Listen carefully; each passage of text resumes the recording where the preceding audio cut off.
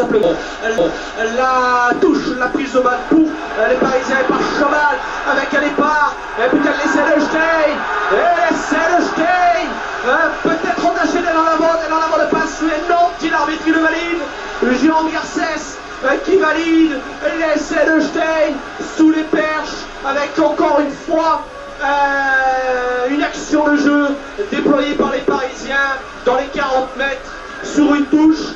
On rappellera jamais combien ces lancements de jeu, mon cher Eric, sont importants, évidemment, sont importants. Et une fois de plus, on a été mis en difficulté sur cette touche, Eric, sur une touche. Ballon pris au fond d'alignement par Sébastien Chabal, c'est bien ça, qui dévie immédiatement pour le 9, Mathieu Lauré, qui ouvre pour les gros et pour les 3/4. Et dans les 22 mètres, à la percée de François Chen qui est servi dans les 22 mètres impeccablement. Une fois qu'il a pris le trou, c'est impossible, le champion du monde, de l'arrêter. C'est transformé par Wisniewski. 25-12 désormais. 25-12. On va appeler Maurice. Delis pour qu'il nous dise ce qu'il en pense là, parce que là, les Toulonnais, ils ont du mal.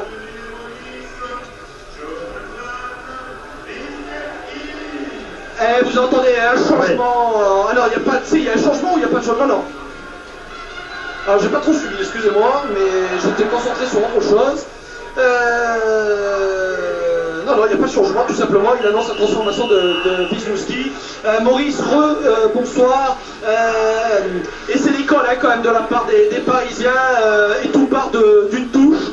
Et c'est vrai qu'on le sentait venir cet essai parce que depuis le début de la deuxième mi-temps, c'est... Sûrement 22 directement en touche. Exactement. Avec c'est un peu logique, on est dominé depuis la deuxième mi-temps. Complètement.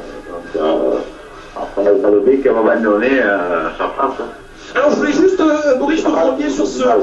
Maurice, je voulais juste que vous reveniez sur le renvoi au 22 mètres raté par Will Cole, ballon qui est sorti directement en touche. La règle dit quoi?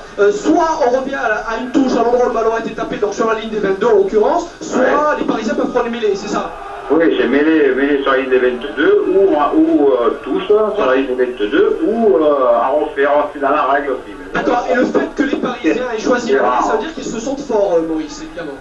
Oui, ils ont tenté de jouer la touche vite, mais bon, c'est vrai que sur les mêlées, on était dominateur en début de match, et là... on souffre un peu plus, ça. On peut équilibrer les mêlées, mais bon, avec ceux qui avaient les producteurs, Chabal nous fait du mal. Et Chabal, il a été un peu carreau, mais c'est vite revenu. Tout à fait. Merci Maurice pour ces explications et pour ces confirmations de ce que je vous disais à l'antenne, évidemment. C'est toujours mieux quand c'est dit deux fois. Alors attendez, j'écoute. Alors Pierre Mignoni...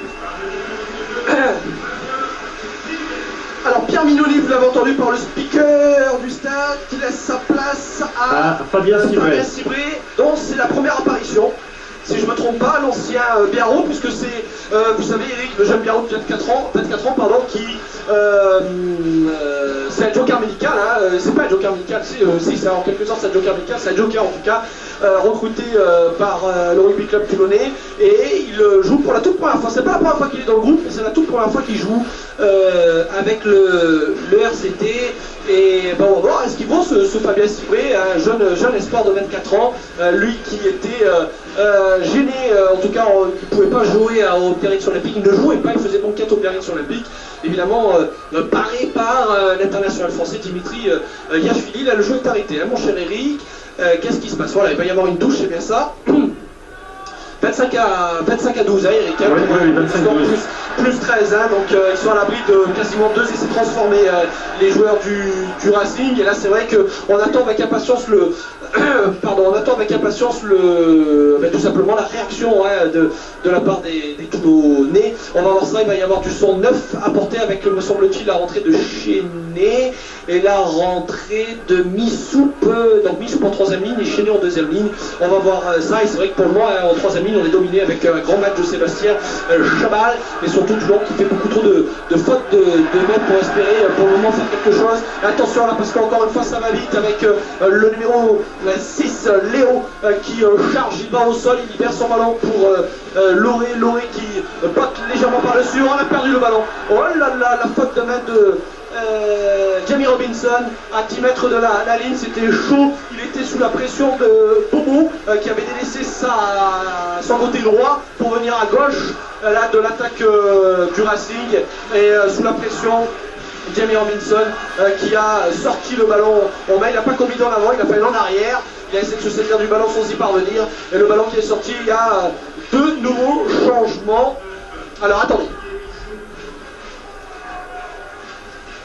Alors qui est sorti? Alors entrée d'Olivier Missoub. Alors attendez, on va suivre l'action d'abord parce qu'il y a une nouvelle touche gagnée par les joueurs du Racing et non, en l'occurrence par Sébastien Chabal. Derrière on organise un groupe pénétrant qui avance et qui progresse.